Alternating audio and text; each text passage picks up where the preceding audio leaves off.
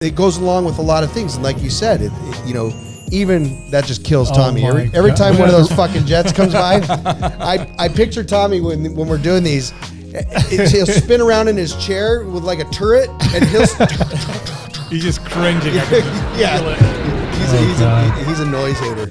It's the old. No, he don't fucking listen to me either. He's probably playing like Sudoku or something over there, or Battleship, coming from the Navy. I'm actually emailing Miramar to please stop the air show. It's really pissing me off. You're ruining my podcast. And listen, they stopped. What is cannabis doing for you? Put some dog tags together, man.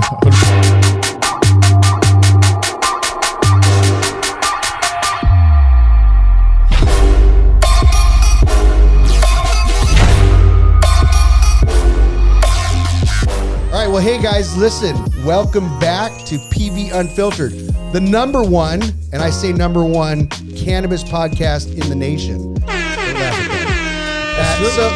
It's true. It is true. I can attest to it. It is. So I'm sitting here with Maikel Van De Mortel. Yeah. we knew we were going to fuck that up. It's like Van De Mortel. Van De Mortel. It took me a second. Van De Mortel. And if you don't know Two Roots, you don't know. And guess what? Now you're going to, because we're going to go through this and we're going to understand exactly where, how, when to get where it came from, where it's going. The more important side of it is where it's going, where we're all going. So once again, this podcast is about what is cannabis doing for you. And we say that all the time, and it's not a smoke cast.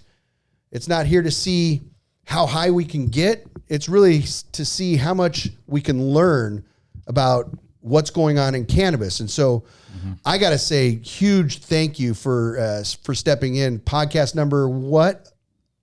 13.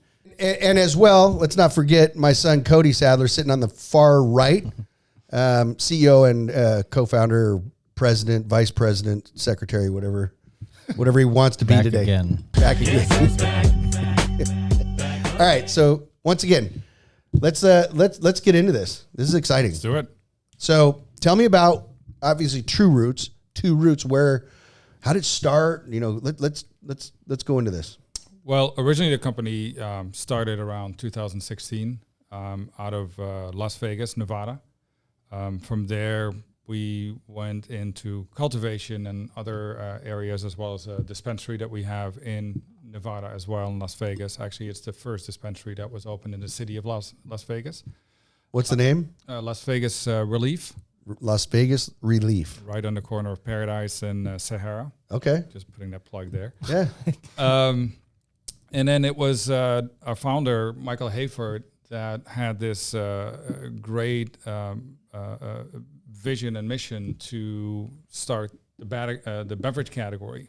And that hadn't been done at that point in time, at least not from a low microdose perspective, as this was still part of the medical market, early days, and felt that, somebody needed to come out with a beverage that was more, provided a sessionable experience, where it's no longer a one and done or just social. You can take it, drink a 6-pack. And not exactly. Just like another beer or a hard seltzer or whatever you have, right? And what your vice is. But instead of having the alcohol and all the negative side effects from that, he said, well, why not cannabis? Because cannabis obviously is a lot more better for the body. It's we call it essential.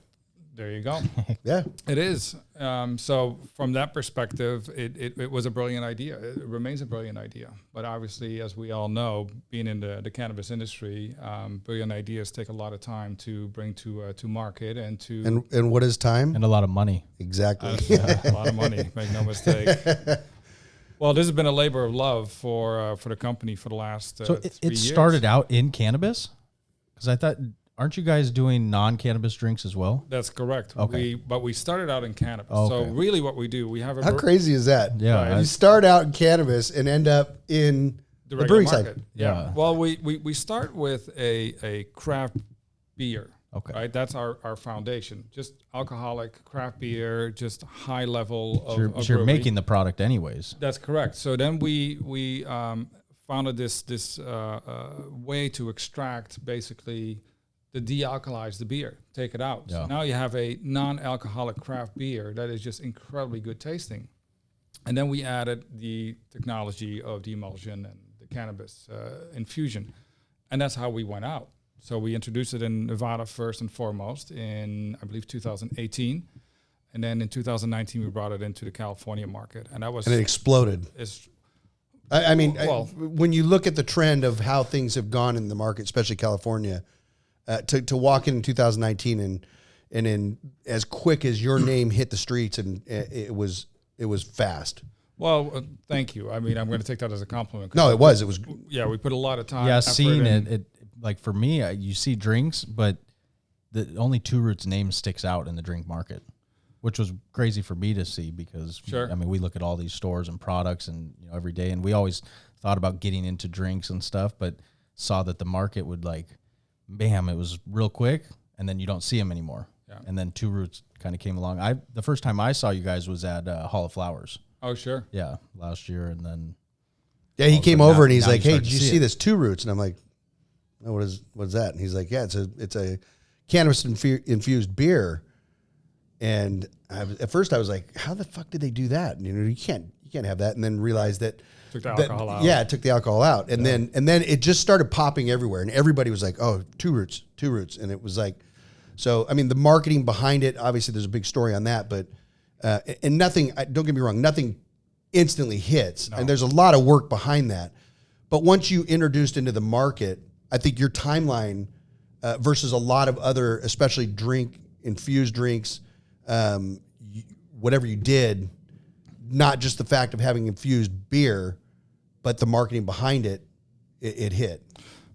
It's nice to hear because for the last year and a half, all we've been doing is just laser focus on the mission, right? And there's no time to... Hey, that's great because we've been doing it for 5 years. Yeah, so there's no time to bop up and have the luxury to look around. So it's nice to hear that actually some of the work is paying off. But look, going into cannabis is already a challenging category for all the... Challenging? It's cannabis.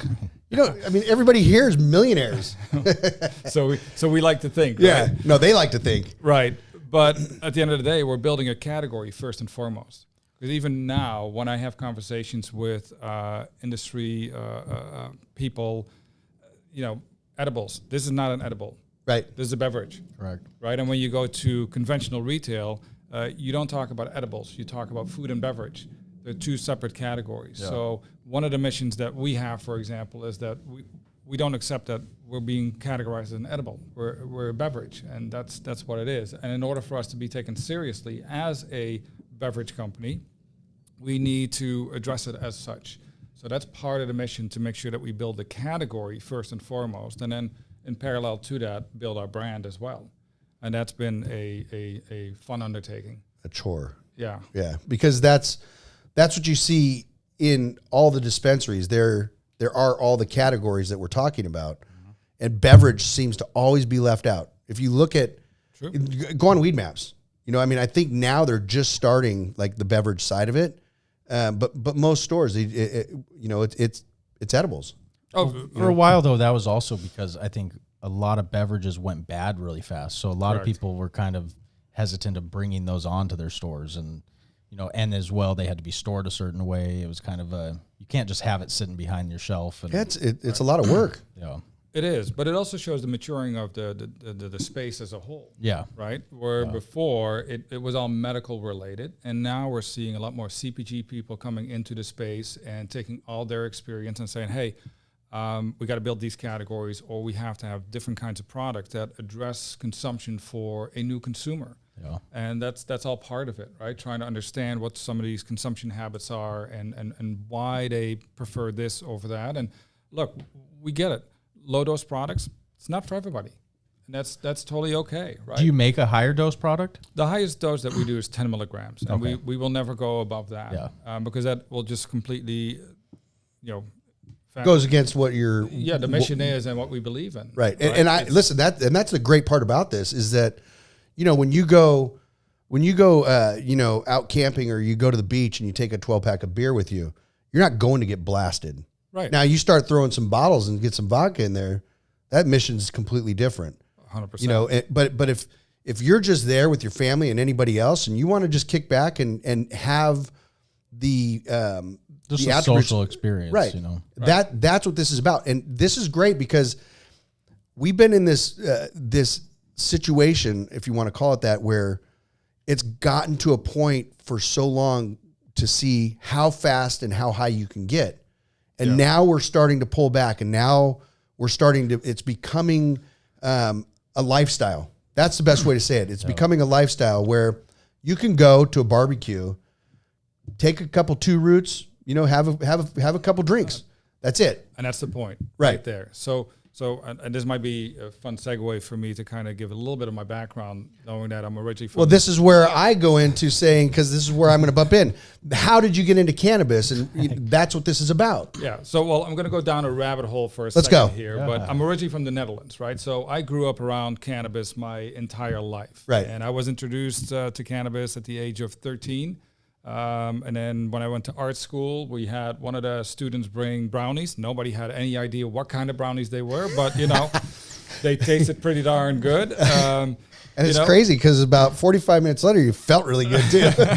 We were in art school. It was all good. Yeah. But, you know, and then at the age of 15, I actually decided to take a trip to Canada with a good friend of mine, and I asked my mom to take care of the plants that I was growing on my in my How bedroom. old? 15. 15. And I'm going to go from the Netherlands to Canada. Just taking a little trip. Well, yeah. But anyhow, so I came back and they look fantastic. She had done a really good job growing the plants, unbeknownst to her, but she kind of knew. She told me afterwards. Can't pull the wool over it. So it was accepted though over there? It was. And you know, it's good to know that, because everybody thinks drugs or marijuana and cannabis and hashish is legal in Holland. Well, it's actually not. No, I know that. I've been over there a couple times. So you know, it's a tolerated policy, right? Okay. So the Dutch are very pragmatic. They know what reality is, and they will address accordingly. So we know that soft drugs are going to happen. There's no two ways about it. So instead of saying, well, we're going to ignore it and we're just going to not talk about it. I've never heard it be called that, a soft drug. That's a good way to talk about it then.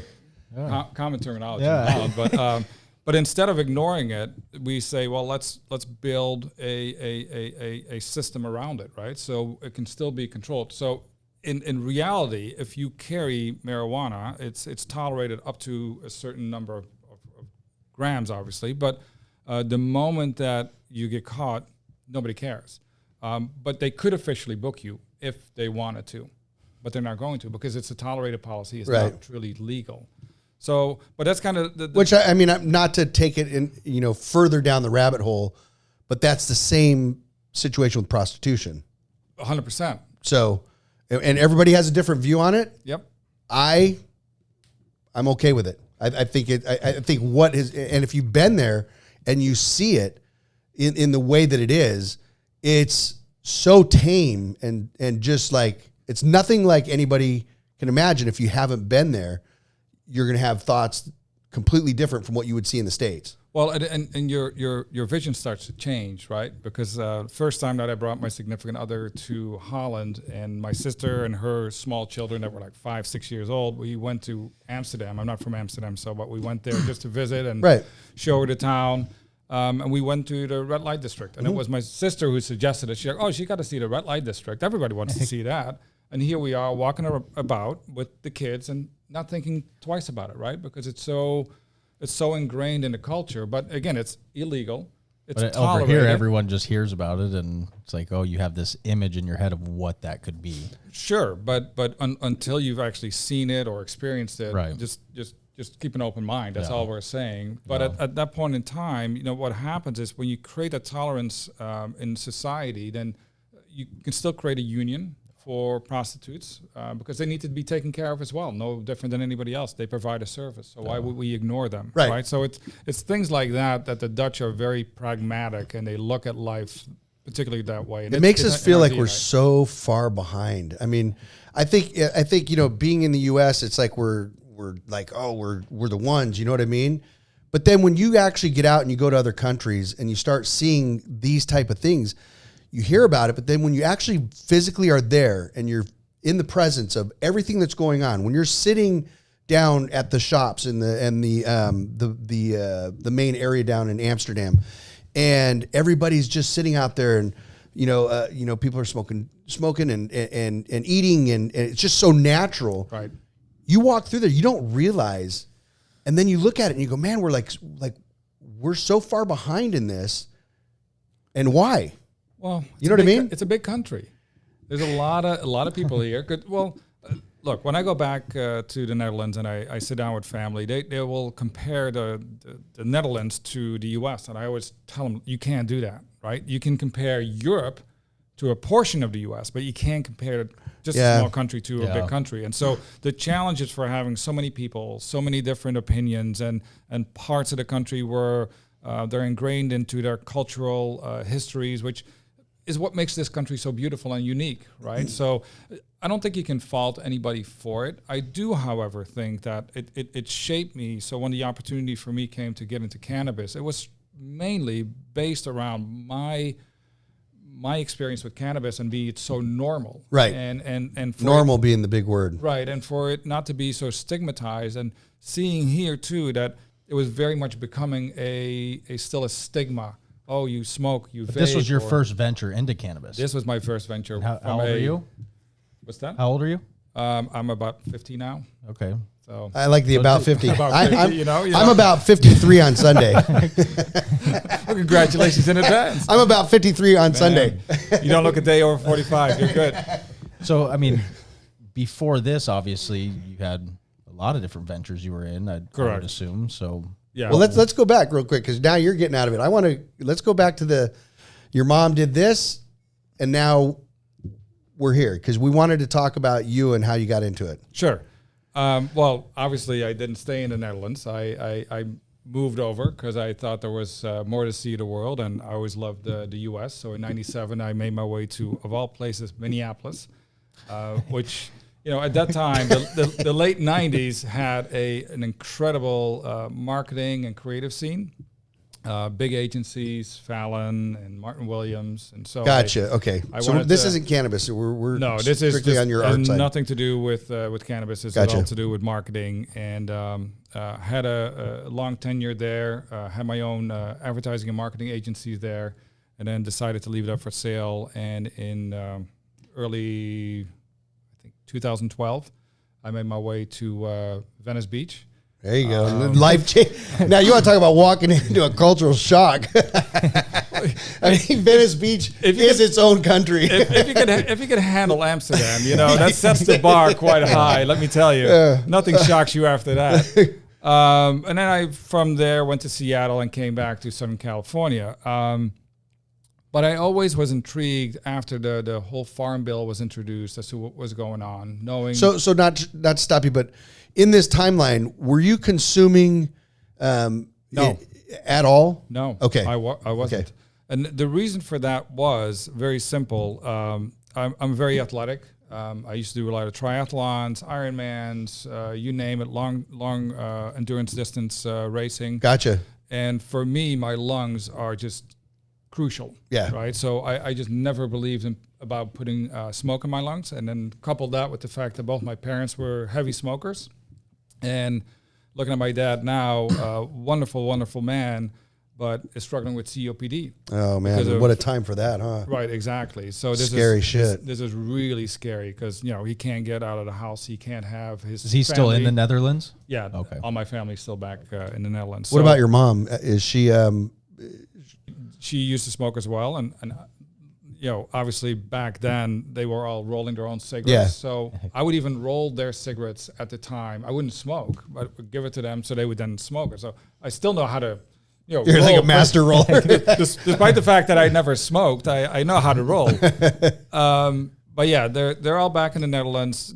My mom stopped smoking a lot sooner than my dad did, and my dad is paying the price for that now. But yeah, it's horrible. It always confirmed my belief, at least for me, and to each their own, obviously. Yeah. But for me, it confirmed the belief that don't put any smoke in your lungs. And that's where that stemmed from. So that's why I couldn't consume cannabis, at least that particular way. And when I moved to the U.S., it was like highly illegal. Yeah. Right. So you could only, when I go back home, I could have an edible, and that's about it. So I had to stop that pretty harsh in its track for quite some time. And then when it started to come back onto the scene again, and we had the Farm Bill now in motion, things started to change. Now, throughout that whole time frame, I went pretty deep into consumer packaged goods, working with a variety of companies, be it through my agency, be it General Mills, et cetera. Big companies. And got a really good understanding of that whole side of things. And then it was not until 2012 that I went more towards the health and wellness side in food and beverage, be it which is probably pretty natural for you, being what your physical activities and right. It was a natural extension, right? But then still keeping an eye on what the developments were in cannabis. And seeing that, again, it seemed like it was going the same route as Holland, where it was mainly focused around smoking. Yeah. And looking at the public's reaction, which was pretty harsh, which is all about, well, if you smoke in general, people are not going to be too excited about you. But now combine that with cannabis, then it's like a big no-no, right? Well, now cue in beverages or food, and everything changes. Because you can walk into a party or any social event just with your parents at home, and you can open a can and nobody's going to be the wiser. Nobody cares. No. That's what's so crazy. So the stigma really isn't surrounding cannabis as everybody likes to think. No, it's the guys that are ripping bongs and smoking joints in front of everyone. That's more the culture and stigma of it, blunts and all that stuff. But yeah, I mean, I think that's what helped vaping so much. 100%. And vaping is, you can do it at your kid's game. You can do it anywhere in a movie theater. No one knows what you're actually doing. You blow it in your shirt and right, very discreet. Yeah, right, and that discretion is the only people that do know, especially on vape, is the people that vape. Right. That understand that smell. Because it's not cannabis. No. That smell that you get. No. So the people that do understand it are the ones that are like, hey, let me have some of that. You know what I mean? Can you share? Well, not in today's environment. No, you can't share anymore, right? no. Go get your own, but come back and join me. Exactly. So it's once again, I mean, you kind of evolved a market into what your lifestyle was. Correct. And filled a need for this industry. Right. Not to say that there hasn't been these products out there, but not this. So did you quit what you were doing and then search out cannabis, or did it kind of? No, it was a natural progression. I was working for another beverage company, and they were thinking about adding a CBD line to their setup, but unfortunately, the state that they were located in or headquartered in, they couldn't add that to the mix. But at that point in time, I went down that particular rabbit hole pretty deeply. I'm like, well, this is really something that I'm very interested in. And then, what was the beverage? Not the name, but what kind of beverages? It was wellness shots. Okay. And again, cold pressed juice, wellness shots. Gotcha. HPP processing versus any of the other technologies where you keep all the nutrients and the enzymes, et cetera. It's all about health and wellness. Heavily concentrated. Yeah. But that's where, when I saw Two Roots were looking for somebody to lead their marketing efforts, combining the belief that I've always had in cannabis and what it can do, the positive benefits that it can bring for probably a lot more people than they realize. Right. But in a very much more normal, social, discrete setting, I'm like, well, I got to be part of that. How long were they operating before you came on? They already had been operating for about 2.5 years. Okay. But it was mainly focused on other elements. But, be the founder, Maikel Tim Walters, who's now the chief operating officer, they've laid a lot of the heavy foundation. Beverages in general is already a tough category to be in, be it very tough in regular CPG. So for them to lay that foundation early on in cannabis is just absolutely amazing. Yeah. At that level, I mean, at this level, it's everybody's had. Not that there isn't any out there, but I think the level that Two Roots is at is this was the first beverage I saw in an actual can. Really? Yeah. I don't even know any other beverages that were like actually made. No, like I mean, this. back in the day, it was always brown bottle. Right. You know, Yeah, if it little was jars. sodas or jars Sure. or plastic containers. Yeah, which the is bottle still kinda- sodas. Yeah, those were. And different, just the challenges that came along with that, making sure that the THC doesn't get absorbed with the liner, and I mean, we all heard about Sustainability is the biggest part in this, is being able to keep it and whatever your shelf life is, and maximizing that and being able to pop that 2 months from now and it's just as good as the day it came out. Absolutely. And then, always continue to fine tune it, right? It's never done. Right. You always have to work on it a little better, a little bit more. And I think that's a great observation, because, not that this is a plug for Platinum Vape, but it is. We are always doing the same thing, and this is times that you kind of realize that. I mean, even on the vape side for us, we're constantly trying to evolve and testing, to get things better. And the same thing like our gummies. I mean, we came into this gummy side of it, and we did a great job. But the gummies that we have out now, I mean, we've made these transitions and become more efficient, and then the quality, the things that we do to step this up, it's showing now, especially on the market for us on our gummies and our chocolate. It's going crazy. Like you said, you never stop. As soon as you stop, kind of always fine tuning the products. Yes, it's hard, but it's hard to do that without getting the market. Start learning about the market more and more, and it's always changing. So, coming out with a product, you could wait forever before your product is what you would consider perfect. And I don't think there's a perfect product ever, right? right? But a lot of people wait and spend so much money and time and energy trying to search out that perfect product instead of just really getting to the consumer and then learning about it after. Well, you also have to understand that, when you start getting into a market, as to how you have to build that market, right? Be it from a revenue perspective, be it from a marketing perspective.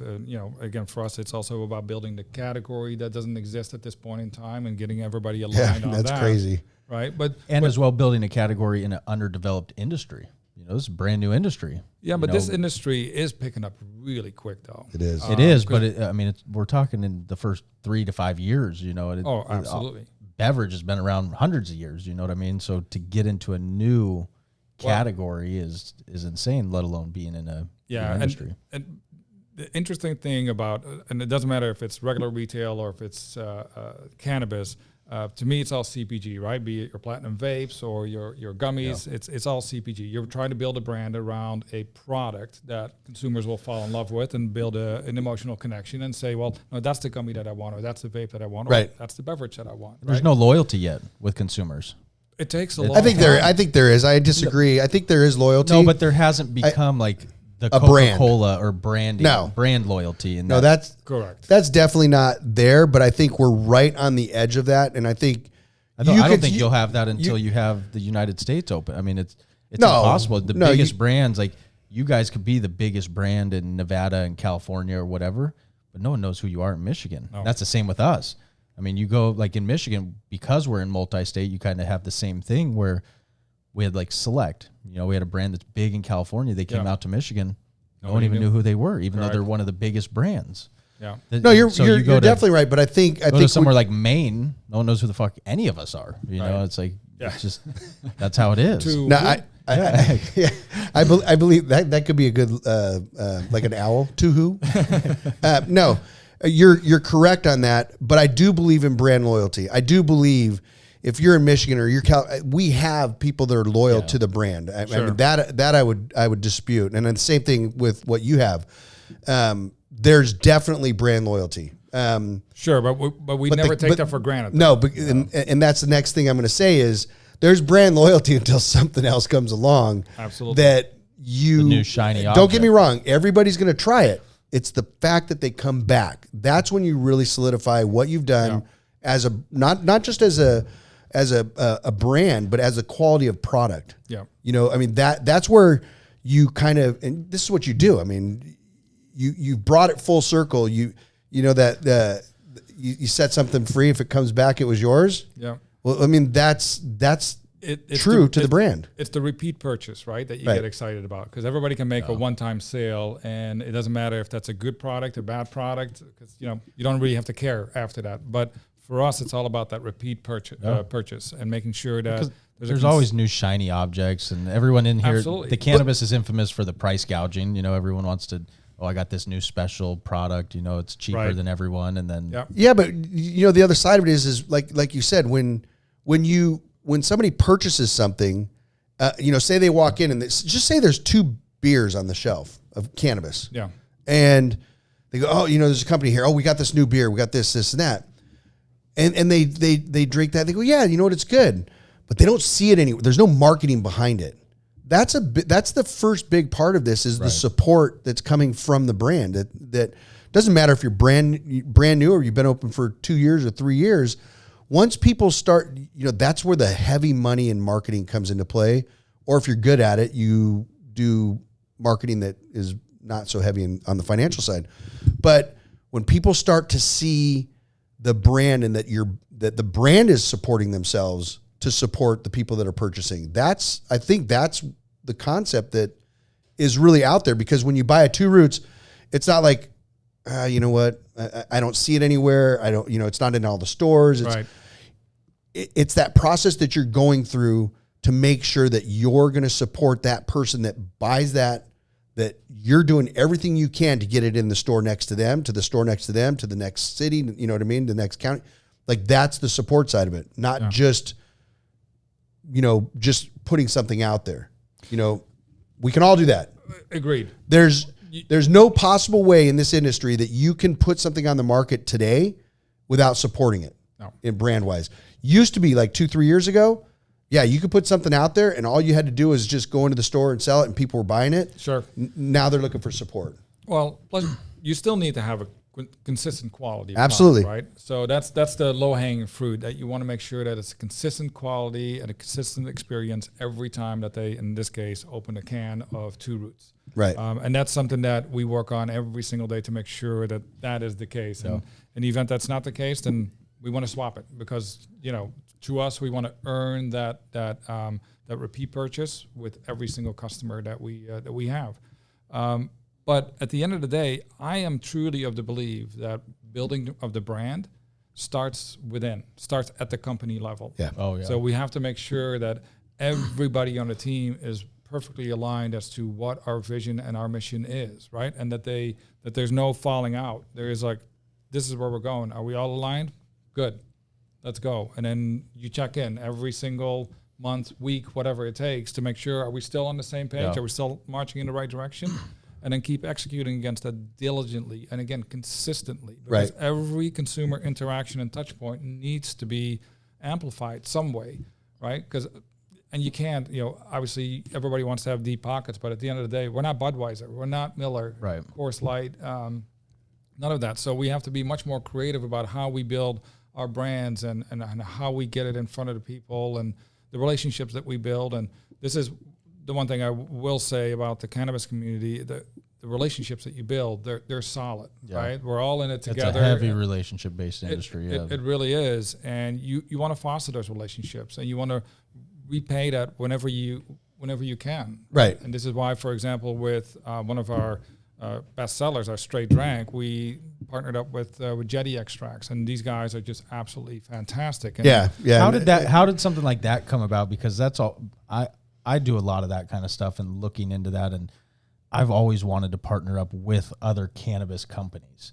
You know, whether it be like us partnering with a gummy company and you know, switching off and marketing together, and you know, how did something like that come about? It was very organically. We just had an open dialogue with these guys. We knew what we wanted to do with the beer. Our head brewer, Kevin Barnes, he already had this great recipe that he wanted to try out. So you'd already been experimenting and and so, you know, we're obviously, you know, I come in and say, well, from a marketing perspective, who do we really respect? And there's obviously a lot of companies that we respect, but Jetty for us to. Great company, by the way. Yeah, I mean, fantastic. been friends, you know, Matt started with him. So, we have a lot of respect for Jetty for sure. Yeah, and then we just reached out to their CMO, Jonathan, and said, hey, we have a, you know, question for you, see if you're interested in it and see if there's something to be built. And that's kind of how. Was he in his van somewhere? Jonathan? But no, he wasn't. No, it's a great idea, and there's just no one is doing that in the industry, Right. because everyone's kind of separated themselves, and it's like, oh, we can't work together. But that's what's going to get people further in this. And that's the thing, right? So one of the things that I told our sales teams, our marketing team, look, we're building a category. We can't do this alone. One brand does not create a category. Right. And we got to realize that. So be it our friends at Can, Hi-Fi Hops, you know what? Virtual high five to all of them. We respect them. We appreciate them. We thank them for helping us build this beverage category. Sure, that's the Lagunitas, right? Yeah. Of course, we compete on shelf, but that doesn't mean that we have to be disrespectful, right? Yeah. Because they are in the same mission as we are to build Listen, that it's category. building, and that's the thing. They have that saying, competition. That's the truth. Is that when you look at something like that, they're also helping because they're pushing and they're doing everything they can as well. It's getting it out to the public, and what's happening is now you're giving them options. Yeah. So their marketing and what they're doing, and your marketing is bringing people to the trough, if you want to call it that. Yep. And then now you give them an option to choose. So it's really compounding. Yeah, it compares to the vape world when, like PAX came out with their pod system. Yep. And they only wanted to do it with 2 people. Well, no one wanted to go do that because they didn't have options. So then they start opening up to 10, 15 brands, and that's what took them off because now they have options. When someone goes in, you can buy every pod system, flavor that you would want because you have all the different companies. And keep in mind, that's what consumers are used to, right? When you go to a grocery store, supermarket. They may like the same shit over and over, but they still want to see all the other brands. They want to see or they want to try it. Well, but there's a reason that certain people gravitate towards Pepsi, for example, and other people gravitate towards Coca-Cola, and others are like, you know what, soda, not an option, right? We have so many different people and consumers that have different opinions and flavor and taste profiles. And that's the beautiful thing. There is plenty of room for all of us there. So when people ask me, well, who are your competitors? Well, I don't look at it that way. We have a clear mission. It's funny because we say the same thing. If you watch these podcasts or listen to we say the same exact thing. We've been saying that forever. Yeah. We've never looked at it like that. It's just never even been in our wheelhouse. No. To can't let your to mind go that there. No, and that's funny because you're the first person that we've talked to that has ever said that other than us. And like in Michigan, we're very well known, one of the bigger brands. Yeah. And I talk to every owner of all the different brands out there of vapes. I know all of them. We all go back and forth on, hey, what can we do together? How can we work this store or that store? They even send us some orders of, if they don't have a product, they'll send it to us. And so it's crazy to see what working together does. I do the same thing. And these are guys, when you look at the levels in Michigan, just say on the vape cartridge. So, we've worked our asses off, to be where we're at in Michigan, and we don't take it for granted. But Platinum Vape is here, and the next vape cartridge is here. The gap it's unimaginable. Yeah. But the people down here are still so great with us. Don't get me wrong. I mean, there's definitely, there's no animosity. There's like, wow, look what you guys have done. Yeah. And yet Cody still has, unbelievable relationships with these companies that nice. we share so much with, literally to the point where we co-manufacture with one of our biggest, if you call it competitor, we're in business with them. Yeah. And that person said, man, I am so honored to be able to work together with you guys on any level that they're co-manufacturing a product for us out there. And as a company, we didn't need that. But we understand that we have to have partnerships and we have to work together with everybody to really get what everybody needs to get out of this industry. And that even means that your people in the industry that you're specifically doing, work together with them. Yeah. You'll be amazed at what can happen. And 100%. Yeah. So where do you think, since we have that shared mindset, right? Where does that come from you guys? How did that establish itself? It's one of those things. I learned this early on, and once again, I don't come from cannabis, but I learned it early on, and I can I mean, there's a story behind a lot of that feeling and thought for me was sitting at the table. I was the youngest CEO of my company back then, a flooring company, which I was doing, 15 to $18 million a year at 24, 25 years old. And I remember sitting at the table, and it was in Atlanta, Georgia for Home Depot, and all these other big companies that had installation companies, as I did. And I remember sitting there, and everybody was so not angry, but just like distant. Like there was we weren't all on the same page working for Home Depot. It was like we were competing, and people were looking at me like, what the fuck are you doing here? And like this whole thing. And I always said, man, like, I want to understand what that guy's doing in this state so that I can better what I'm doing. And I think there should be like this shared knowledge, you know what I mean? Yeah. And I just remember a company that was like so upset about the fact of the market share that I was taking he spent so much time working against me and trying to pull contracts from me that he eventually went out of business. Yeah. Isn't that ironic? Yeah. And so I really understood that in a way of like, and I think also my dad was a big, big part of that, probably bigger than what I'm even saying, is that my dad always said, trust, there's always enough for everybody. Yeah. No matter what you're doing, there's always enough for everybody. Agreed. Yeah. Don't jump on trying to put people out of business. Try to keep people in business, and you'll see. And I think that's subconsciously, that's how we've worked together on this, is to understand that we don't have enemies in that way. And as far as competitors, we're all on the same thing. We're essential. I mean, it's crazy to see that all of it has come this far, and now being an essential company too. Right. Look at us. I mean, it's crazy when you think about it. Right? I mean, seriously, like, look at us. Like, we're sitting here in the midst of the worst thing that's ever happened, not in the country, but the world. Yeah. Like, nothing like this has ever happened. And look what we're doing. Yeah. And we're an essential business. That's a big step. And I've said it before. It's a huge step for this industry to be deemed essential, because that's what we need to move this along federally and be able to bank legally and be, all these things to get this thing legal federally, where we can act as a normal business as much as we are now. It would be, that's the next step for us. And, there are people that are not working, and for us to be in 3 states and have 200 employees and everybody's going to work, business as usual. Don't get me wrong. I mean, we have different things that we do. I mean, when you come in here in the morning and you see all our employees lined up and they're all getting their temperature checked and they're all one at a time in the clean room, SOPs and that have to be put in place. Everything changed, but it's so natural for us even now that we're going to carry a lot of this stuff out of this shitty thing that's happening. Yeah. But the fact of the matter is that we're so fortunate that we're sitting here doing a podcast, and it's just, it's amazing that this is cannabis, and that we're doing what we're doing legally, as legal as possible. Right. And we've been deemed essential.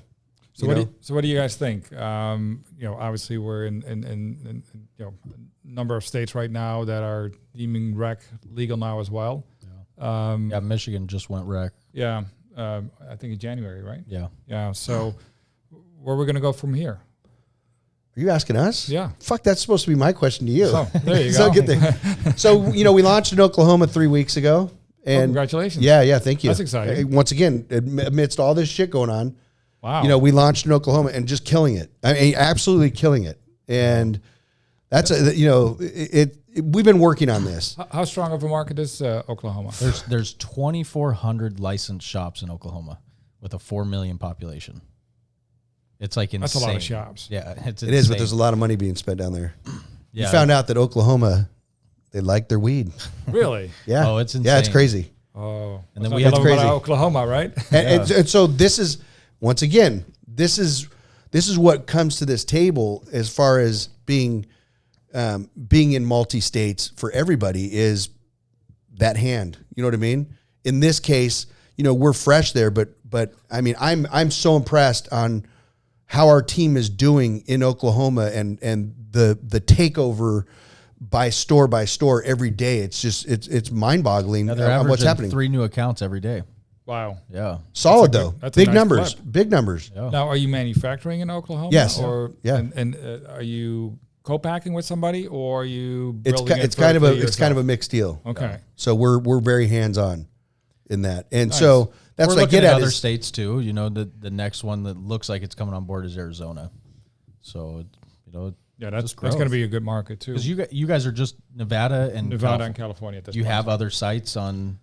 We've been talking about it, but at the same time, I'm a firm believer that we got to launch and make sure that we own our backyards first and foremost, right? And again, beverage, building the category. You know, not saying that your task is not as honorable or just as hard, but obviously refrigeration in dispensaries. It's a tough.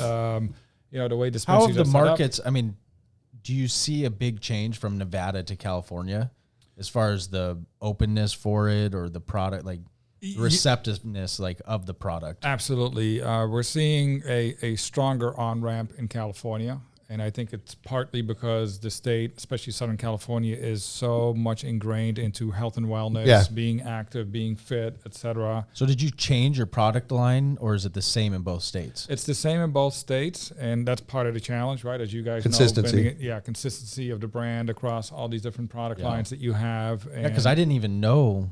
I thought Two Roots was literally just a couple beers. There's obviously other products you have. Well, and they are just coming to market. So all the products that you see here, from our iced tea to our beers to our sparkling waters, they're now in market in Nevada.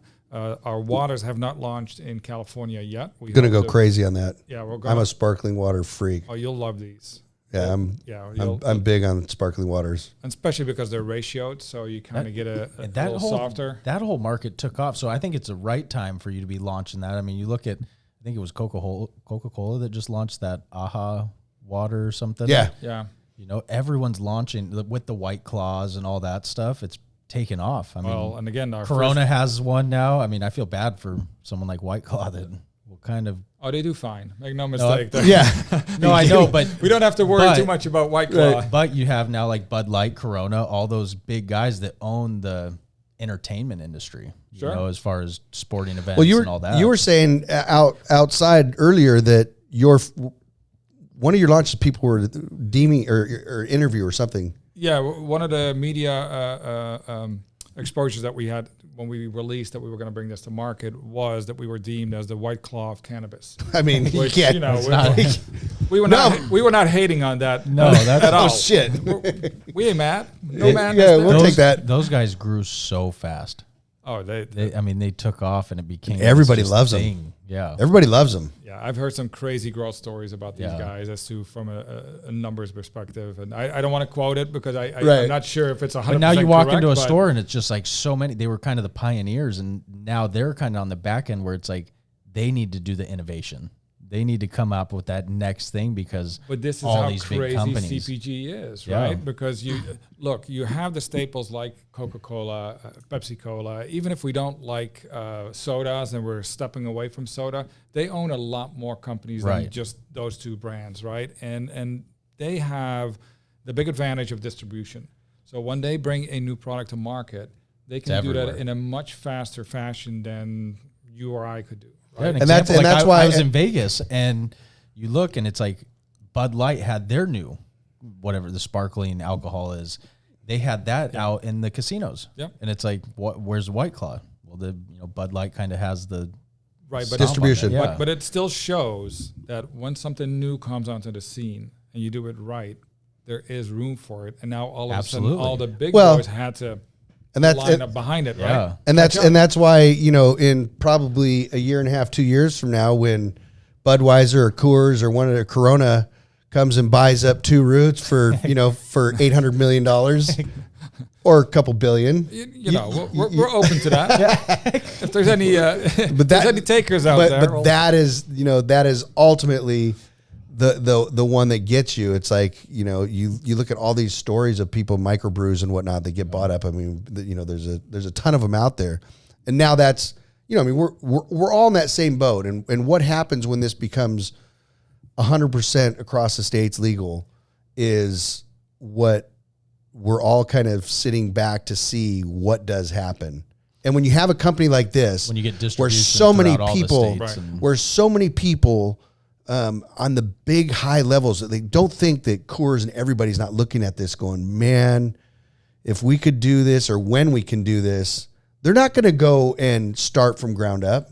No. They're going to go to Two Roots. They're going to knock on your door and they're going to say, hey, I got a bag with, it's only 800 million. You guys willing to take it? We just want your distribution, and that's it. Innovation is challenging for big companies, right? Yeah. Be it a General Mills. They don't want to do it. Yeah, right. So they do it through acquisition, and That's it. That's how they grow. And this industry is hard because, like we talked about earlier, there's no one, to go and set up in these other states. It sounds easy, like, oh, just go to another state, but it is so much work and time, and setting up a whole separate team just to run that Just new. the compliance element, Yeah, right? You guys know. Yeah. The compliance factor is just massive. We're doing a deal right now. We're working on something with some medical stuff through Israel with the company Niamedic, and we're just in the process of getting there. So we got contracts that are coming into place and whatnot. Yeah. And we had a phone conference with these guys yesterday, and they're in Israel, and it's like, we're going to go national, and then we're going to go global, and we're going to do this, and it's like, I'm like, first of all, how much money you got? Yeah. Because just going to one state is hard enough, let alone national when it's not open anyways, and then going globally. It's like this is the reality that we understand as a business that other people, even not in cannabis, don't understand. Is like, I don't care how great your idea is. You don't wake up in the morning and all of a sudden you're in 20 states. Not unless you have somebody with, that type of money behind. But even look at what's going on in the world of it's cannabis. not working. I mean, everyone, all these big guys that tried to separate themselves in all these states, they're now selling off some of their assets in those states and focusing on the ones that they think are going to do better for themselves. Oh, all of them. They're all doing it. Look at MedMen. Look at MedMen. We do great business with MedMen right now. And I think, the concept was there. It's a timing thing. And I don't think the time was there to be able to do what it was that they wanted to do nationally.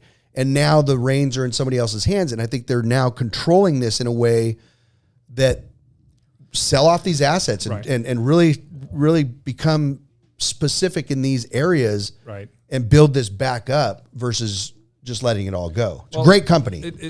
You got to have deep pockets, right? Yeah. Capital is key, especially, and I don't think that people realize this, that you can't move THC across borders. Yeah. Right. You can't get it from Arizona to California or to Nevada. Right. It's just not possible. And with that, you need manufacturing. Right. So you got to basically replicate in every single state what you've done in the Which state is unlike before. any Where's other Coors? business. Where's Coors made? Golden, Colorado. Right. Okay. Is Coors made in Oklahoma? Is it made? No. No. So they One spot. one spot, And from distribution there it goes out. Exactly. Whereas in our industry, we have to set up manufacturing in Right. every single state that we go in. Which is Manufacturing, distribution, compliance, sales, your whole everything. Right. So you have to have all these Replicate it all over. distribution. So what do you think's going to happen when we can do that? Oh, it's a game changer. Oh, If once the borders are open, right now the playing field is leveled. right. But until then, this is going to be a very capital heavy industry. Right. And there's no way around it. And the biggest thing, and Cody has said it, and we've said it, going along, and there are some amazing companies right now that will not be here at the end of this next year, and this year. And the biggest problem that you have is mismanagement of funds. And and thank God for Cody, because I'm the mismanager on that. Thank you for that. That's why I don't handle any money. We say it all the time, but I'd be the guy that you'd pull up and there'd be a fucking Lamborghini sitting next to my Bentley on the other side of my Rolls Royce. And everybody up here would be broke. No, I mean, but that is what's happening. And, we've talked about companies that, a company in the last year and a half that got $55 million and they're going out of business. And it's like, No, but even getting 55 million and still only being a $20 million company. That's what I mean. Million, we haven't gotten a dime, and being able to reach that 70, 80 million in sales. Right. It's like, I don't know what people are doing with this money. It's insane to me. Well, I think they're just throwing it. No, they are. We know what they're doing. That you shouldn't do, right? Yeah, I mean, these guys are all, these companies are typically big salary.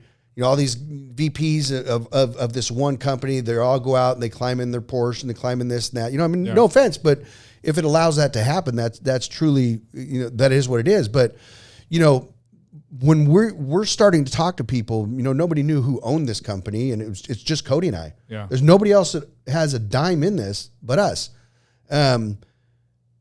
We did just under 70 million last year. Wow. And congratulations. yeah, thank you. And it's one of those things that like that's not a joke, but we also don't have Ferraris and planes and mansions. You know what I mean? Like we don't have that, but we don't owe people money either. See, that's a beautiful thing right there. And We've never taken a loan of any sort. Really? Yeah. nothing. Nice. I mean, we literally started out of our garage with 6 lights. There's no candy code. I mean, I didn't have a bunch of money coming into this. And the way, once again, you can watch the podcast. Tommy will tell you which one it is, but it's like, that's how we started. And it's always been our money in this. Yeah. And we always thought that's how everybody was doing it. And we'd look back and go, man, it's fucking like Select come down the pipe. Wow. This guy's got a ton of money. No, you find out that there's always a huge line behind of investors and there's partners and, so when we start, it gets a little bit more challenging, right? Yeah. And we never brought any of this out, but then, our marketing company or KMA, they had said, you guys got to kind of tell this story. And we started just in the last year, and then people they don't believe. And it's like I'm dealing with New Cannabis Ventures, and he's like, there's no way you did 70 million. I want to see this. Okay. Like we're not hiding anything. Yeah. Like the numbers are like, this isn't black market either. Right. This is 100% legal. We're not tiptoeing each side of the fence. We don't have shit going to other stores. Everything we're doing is legal. And once they realize that, even now they're just like, that's not possible. That's how bad it is now, is that you don't get to this point. And I'm not saying to our point, but when you're doing 70 million a year, there has to be something behind you. Some funding. And right? and there isn't. There's zero. And, you're looking at these companies that are on the boards, and it's like, we're doing numbers way beyond what anybody else is, but we fund everything. Well, that's very notable. And I think you're one of the few players in the industry. And that's what we just figured out. Yeah. Is that's the truth, is when you look down this line of companies, and no offense, that's great. There's companies out there that are doing amazing jobs and funding, and they're responsible, and sometimes they're growing. I wish I learned that side of getting investments and learning that whole, but then I don't, because there's some pros and cons to there everything, is, right? yeah. Because you have to be responsible. You know what it is? It's like drinking responsibly. Right. That's what it is. And the same really thing is. when somebody gets $50-60 million, their head just goes like it doesn't matter who you are, that if people are willing to throw that kind of money at something, all of a sudden my needs become so much greater. I got $60 million. I need to have a huge house. I need to have this. All of a sudden that money's gone, and they're waiting for the next round of money, and their company's only doing 20 million. Yeah. It's a balancing act. Obviously, we do have investors. That's. Yeah. I didn't want to make it sound the wrong way, because No. there's And that's not so the many case. companies that are going to be here forever. I just get into the mismanaged funds. That's the tough part. And that's unfortunate, because I've seen it time and time again, not just in cannabis, but just in general, right? Where companies come in, they take on investors too early, most likely. Yes. And they get a cash infusion, and before you know it, where did the money go? And they have nothing to show for it. And or they try to grow too fast, in different states or whatever it may be. And and that's the other thing, understanding how the growth factor works, right? Because you can't scale beyond your means, and you have to, first and foremost, you got to build that relationship with the consumer, and you got to do that through having a quality product that's consistent and provides the experience that they're looking for. Yeah. And there are some brands that some companies at the top of these lists that that have grown rapidly and in numbers that are unimaginable, and we look at them and we just go, You know, it's a ride up on that roller coaster, and how quick that thing comes down is just as fast. You know, it's faster than going You're up. starting to see that now with, you know, being 2 years into the licensed market in California. You start to see that with these companies, like we said, and, you know, and it's like, it's crazy how they can be at the top, and then all of a sudden it's like, what happened to them? Yeah. You know? Well, mismanagement. Most And likely, now we understand. We understand that now. Before, we were just amazed. It was just like, man, look how hard we're working. Look at what we're doing. How are these guys doing this? Like, you know, I mean, to grow that way, and we're just like, we didn't understand. You know, that was what was happening. That there was a lot of money being infused until MedMen came in, and they were the big in the very beginning. Like, they got that big chunk of money, and they became the $1 billion cannabis company, and they're the Apple of cannabis, and this, you know, and it's like, wow, okay, now I see what's going on, and everybody's riding that wave, and it's like, boom, you know, and then all of a sudden, 2 years later, the bills are going to be presented sooner or later. Where's everybody at? Yeah. You know what I mean? Yeah, people want to see their money. So for me, kind of segueing in, you know, I'm a product guy. All of our products, you know, I love thinking up new products and anything to do with cannabis, really. But how do you guys come up with your next product? is it something you're working on right now, or you staying? No, with any product, you know, you start out as beer, then you move into a tea, or you move into the water. Like, how do you make that transition, and how do you decide, like, this is the next product we want to do? Like, is soda in your scopes, you know, or is, you know, no? So for us, our product development process is more in line to what you see in traditional markets, where we really, obviously there's a method to the madness here, right? We have infused beers, we have infused waters, and we have infused iced teas. We understand that the beer market in general is smaller appeal than a water market or an iced tea market. Like a soda, I would assume in cannabis is probably the bigger of the beverages, but I don't know anything on the beverage side. But that one doesn't fall necessarily in what the mindset is for the consumer that we're trying to appeal to, which is more health conscious, which is more less calories, et cetera, et cetera. Because even with our beers, typically craft beer loaded with calories. Well, but it's mainly the alcohol. So remove the alcohol, the calorie count comes significantly down. Right. So now you can still have a craft beer without the loaded calories. So it becomes a much healthier product from that perspective. And so it's kind of cool to hear you say that, though, because like soda could be an easy way into the market. And you're not taking that easy way in a lot of aspects. You're keeping true to your product and what it is you want to present yourself as, versus just saying, I'm going to use this fishing line to pull people in and then get them on. Well, if we wanted to go easy, we would not go in beverages. So that's true. Yeah, let's just start there. Yeah. We'd be sitting here talking about how great his vape cartridge was. Beverages are tough, but you're staying true to the brand. You got to stick true to the brand, right? We stand for something. And again, we're not for everybody. We understand it. Yeah. There's a big consumer audience there.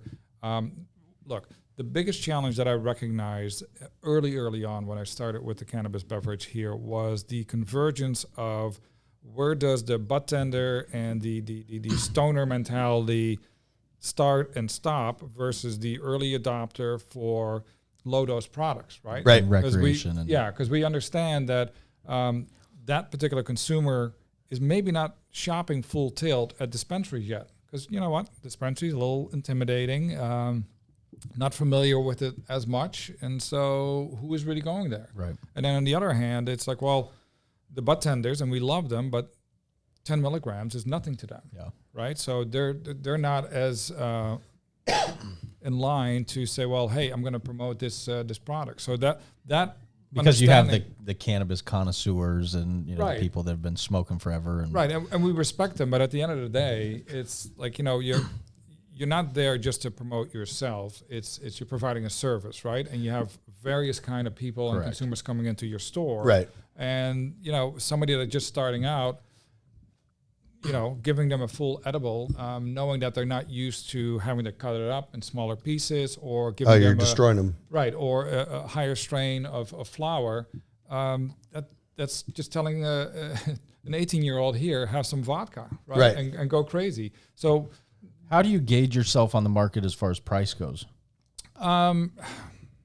Because it is tough because it's a product that you're only selling 10 milligrams in, technically. Sure. But it is a different category of what you would consider an edible or any of that. So it's like, Right. even you have all sides of the hard coming at you. Oh, literally everything. Yeah. Make no mistake. Like you got to sell a 10 milligram product for a heavier price Right. because it's still a full product. I mean, you're in the drink market, you're in cannabis. Like there's nothing easy that you're fighting. No, there's nothing easy. But the way I look at it is it's quite simple, actually. If this retails for $8, you find me anything in a dispensary that has still 5 or 10 milligrams of THC for $10 Right. or $8. So, sure. Are we talking anything? Yeah, because Yeah. typically, what, a lighter, $6? You're not. There's not many products. I know. No one has came into the cash register buys yet. You know, Right. we're going to sell 10 milligram gummy.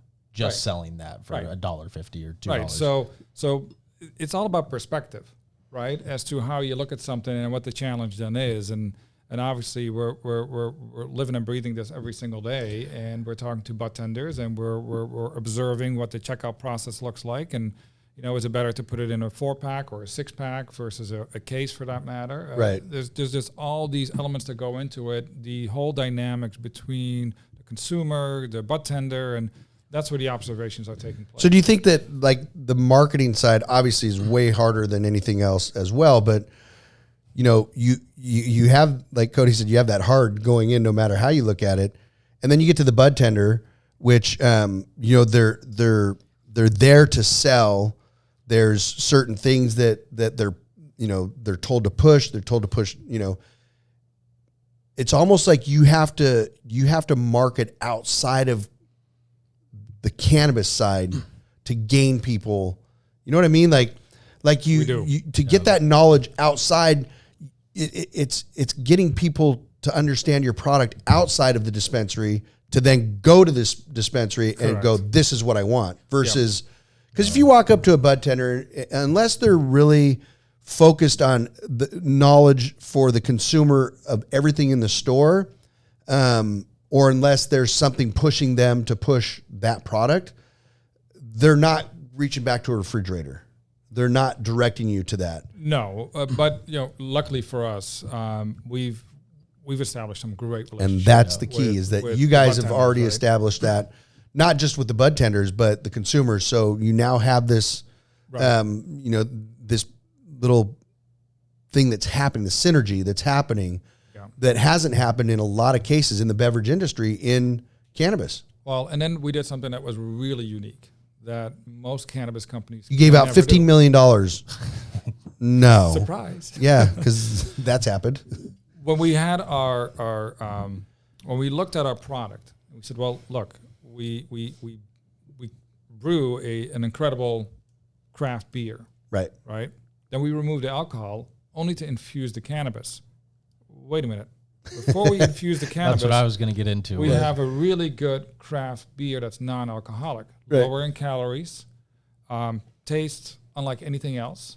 Alcohol and I don't really mix too well. It just doesn't sit too well. And so when I had our beer for the very first time, non-alcoholic, I was just blown away. And do you make an alcohol version? We do at our tasting room in Ocean Beach. Yeah, that's what I'd say. We do have the alcoholic versions as well.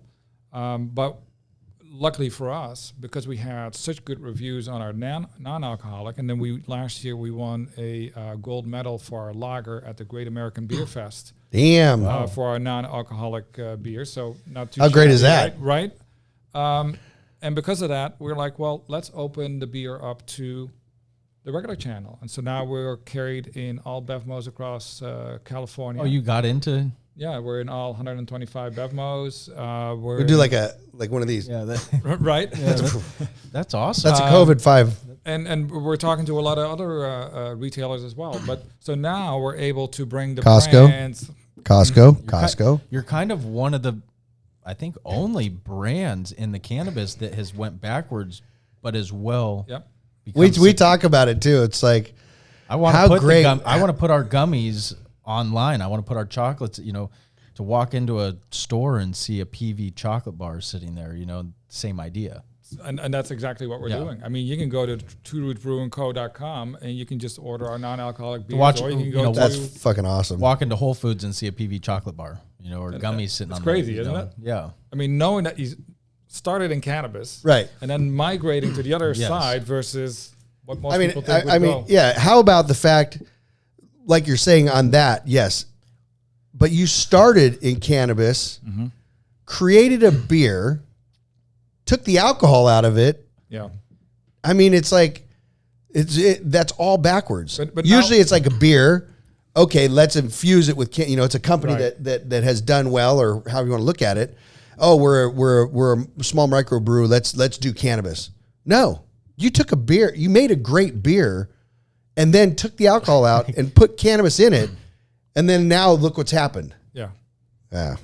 Well, but imagine what happens when we're talking to stores and they know the name and they say, well, are you sure there's no cannabis? No, we're sure. And that's been our conversation too, is like, man, how bad would that be if somehow you manufactured, 50,000 chocolate bars and they all went out to Whole Foods? And all of a sudden, that would not you're be not, good. You're but not funny. making great news, I promise. No. Luckily for us, we keep everything very separated so that will never ever happen. But that's awesome. Yeah, because we bought a Rochester Mills brewery in Michigan, actually. Oh, really? Just north of Detroit last year. And What was the brewery? Rochester Mills. It's in Rochester.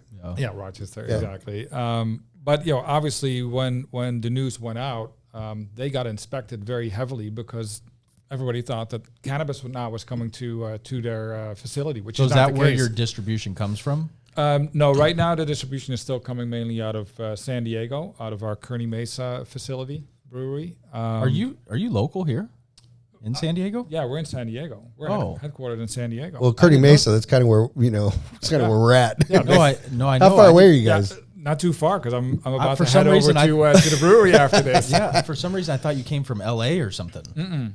Well, I'm personally located in Orange County, Oh, okay, South okay, Orange that's County. where- but we're headquartered in like- San Diego. Okay. Yeah, That's awesome. I Sorrento didn't even- Valley is where our manufacturing facility is, and then we have our brewery in Kearney Mesa. That's funny. I didn't even realize that. Yeah. Wow. But in the future, it will migrate more over towards the volume, at least, to Michigan. Isn't that funny? Like listening to this talk, it's like, We're following you in the footsteps right. here, right? so we were just talking about Michigan. What's going on? Yeah. Well, No, that's awesome. Well, that was a strategic play because you have the whole Eastern Seaboard. I get it. right there. Michigan's a Yep. tough market for beverages right now. Well, it is. Yeah, but some even reason they're- but even on as far as Michigan's known for their microbrews. Yep. Like no, I'm that's saying for cannabis beverages. Yeah. Only because everybody wants them, but they're having issues with water passing whatever the Sure. the testing. testing is. Right. And That's a problem. Yeah. So You'd all- sell the shit out of this, yeah, all beverages have been put on hold. but they won't allow you to sell beverages. It's crazy. It'll come around as soon as you Yeah. get that governor out of I there. have a product question, completely separate. But when someone asks you, is your product indica or sativa, or hybrid for that matter, what would you say? I have my answer, but it's just I always like to hear other companies because in the edible world, considering it's edible, and what do you tell them? For our beverages, Yeah. unlike because we also do topicals, but for our beverages, it's all isolates. Yeah. And the reason for that is actually very simple. We want to make sure that we create a consistent experience. Correct. And that's the only way to do that is through an isolate. Yeah. And the manufacturing process otherwise would be just even more challenging as it already is. But what is the high that you want to convey to a consumer? Or what is, that's the hardest part, being, going from vape side where everything is segregated to indica, sativa, even older cannabis consumers, it's like, oh, I only want indica. I only want sativa. Well, guess what? You've been consuming hybrid, forever. It's like for us, it's so hard to convey that across. And now you have the companies that are indica gummies, sativa gummies, and all that. And it's like, what? But I think that caters again to more the I don't mean this in a negative way, but more of an old school mindset. It is. Versus Absolutely. I just want to have a tasty beverage or a tasty gummy. Yes. And just call it a day. I mean, even with edibles and hopefully you guys will find a solution for this. But when you look at consumer behavior, you don't eat one small piece of chocolate typically, right? Right. You eat 3-4 pieces, and you call it a day. That's why we have a big chocolate bar. Well, but if you have the medical bars that are 100 milligrams, right? Well, you better hope that doesn't get in the hands of somebody that's not understanding what really is going on here. Or when do we get to the normalization of consumption that people and consumers are used to? You could eat a whole bar and only get 10 milligrams. You could eat, for example, because I think it's a cost. That's the biggest problem. Our chocolate bar retails for $20 or something like that. But to make that product, kind of what you guys are venturing into. Do you know what the retail is on these? Yeah. So the retail for our, that's a whole different. Yeah. Whole different animal that you don't want to get me started on, but $8. We suggest retail $8 for our beers. So you're actually a very fair price then. We are very fair, and we're going to bring these to market, both for our teas and our waters, around $6.50. Okay, so it's fair. It's all very fairly priced. But I mean, as well, looking at that, 10 milligrams. If you times that by 10. That'd be a $60 product for 100 milligrams where they could buy something for 20. You know what I mean? So that's where it's hard. Yes, we are knowledgeable and understand that side, but it's hard to get that to the consumer because it still is money. Well, it's hard for... But you can take this product and you can drink a large amount of it and be able to enjoy it. It's a different experience. And it's so different. You can't compare the two. So when I started in the industry... and people kept telling me, well, price per milligram.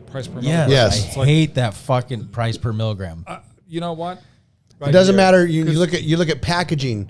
You look at all. There's an experience. Like when you open up our chocolate bars, we wanted an experience. So we did a really cool package on our chocolate bar, and then we have story in each side of inside each one of them, and like this whole thing. You don't get any more money for that. Right. If you put that thing in a fucking Ziploc bag, you're good to go. But those same people will go to a bar in Vegas and spend $20 on a one-shot drink, mixed drink. Right. When you can buy a whole bottle for $20. It's just, I don't know, the cannabis world is so... Well, but this is where you have to, and I'm sure you guys do the same thing. After a while, you just say, you know what, that's not a conversation we can have. Yeah. And the reason for that is that's not time well spent, internally or externally. Correct. If you're not a believer in this, all right, we still love you. Make no mistake, and we understand it, we get it. But then this is just not for you, right? And we can't, as a company, you're looking for the bargain product somewhere, Yeah, and just in general, as consumers, right? You spend the money where you see value, and I learned this really early on when I did triathlons, and I would go to a race early in the morning, 5 o'clock in the morning, sitting in the car. And I never forget, and again, as a marketer, I'm always trying to analyze the psychology behind everything. I'm sitting next to a car that probably was not even $1,000. I mean, it had holes in the door. On top of the cars were 2 bicycles that probably combined were $20,000, right? But for them, that's where they wanted to spend the money. The car had zero value. Right. And to me, that was one of those aha moments that even if you only make $30,000, $40,000, $50,000 a year, it doesn't matter. You still have areas where you are willing to splurge, and those areas where you're going to be very tight on money. Yeah. And that's just how it is. And there's similarity there too, because for a period of years, I owned a drive-through coffee manufacturing company. Oh, and I caught exactly what you were saying. I knew it instantly because I'd be sitting in there, 6 o'clock in the morning, making coffees. People would be pulling up. I mean, they must have put $3 in gas in their $400 car to come in and spend $7 on a coffee, on a blended drink. Yeah. And the one thing that you learn amidst everything that's going on is people will always have their simple pleasures, and they will always they'll meet the needs that they need, and their wants in those ways. And it doesn't matter if you're an alcoholic, I'm not saying in the wrong way, cigarettes, a pack of cigarettes could go to $40. And that person that smokes 2 packs a day, they're going to buy it. They will still smoke 2 packs a day. And, it goes along with a lot of things. And like you said, even that just kills Tommy. Every time one of those fucking jets comes by, I picture Tommy when we're doing these, He'll spin around in his chair with like a turret, and he'll. He's just cringing. He's a noise hater by far. But no, that's exactly right. And I would see people, every day. Yeah. Every single day they would come by, either in the morning, some in the morning and the afternoon. They'd drive through the drive-through. They'd want to see a smile, quick chat. Hey, what's up? Blah, blah, blah. Spend $7, and they'd still drop the change in the tip. Yeah. And you'd watch them go off and be like, I mean, everybody does it. That's just like nice meals. We is. enjoy eating a nice meal. Spend $200 on a dinner. Right. But there's other things that I don't want to spend $10 on. But that's the point, right? Like, but at the end of the day, you can't have the ongoing conversation that you should buy. You're correct. This, right? You can have the conversation as to why you might consider it, and let us explain it to you. Or if you're ever coming into the market for a beverage, we're going to show you the qualities of ours to get us, to get you there. But after that, you got to stop that conversation. And Yeah, you can't you're look right. back on You're it. right. And that was even with the, be it the sales team or those that have been in the industry for quite some time. It's like, you guys, this is not a conversation we can have. This is the company who we are. This is what we do. This is our mission. And again, this is that laser focus, right? This is why we don't look up. We probably should be out a little bit more than we are, but we're just so focused on everything that we do, trying to bring the best quality product into the market. And it's working. You can't, at some point, just as we have had to, you have to sit back. And I don't know if you guys do it. We didn't do it for a long time. And we just started doing this, and not in probably the right ways, but more so because we're doing a lot of interviews now that we've never done. And so now we get to sit back and really see like what we're doing. Listen, when we got our license, it was like, okay, cool. All right. Most people were like fucking throwing parties. We're going to go to Vegas. We got our license. Yeah. We never, it never struck us like that. And then little did we knew we were doing 50, 60, 70 million, but there's never been like this. Wow. And now we're getting it, but it's not like, we're done. No, well, I mean, actually, we're even now you're giving it back to the industry, right? Through these podcasts for other people to get a better inside look of how some of these companies come about. And we kind of branched off. We have our React line, which is all a give back program. So every time you sell one of those cartridges, it goes to either military, children, animals, all kinds of stuff. That's fantastic. And I think it was just under 4 months we were able to do over 120 grand. Wow. Towards charities and stuff. That's fantastic. That's what we love. That's what there's so much more to this than just Cody and I. And that, once again, that's the last podcast. But that's what, if I give anybody advice, if ever anybody, Tommy, would take advice, not too many people will for me. It's the old. Tommy? No, he don't fucking listen to me either. He's probably playing like Sudoku or something over there, or Battleship, coming from the Navy. No, it's. I'm actually emailing Miramar to please stop the air show. It's really pissing me off.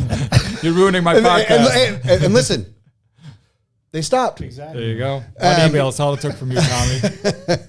No, I think I think it really is. Never gloat on yourself. Never be I'm the best. But you guys, you have to stop and really smell the roses, and that's an old saying. But I think it really does benefit to once in a while, and we're guilty that we haven't done it, and we do a little bit here and there now. You need to give yourself a pat on the back. It goes a long ways because most people aren't going to. Yeah.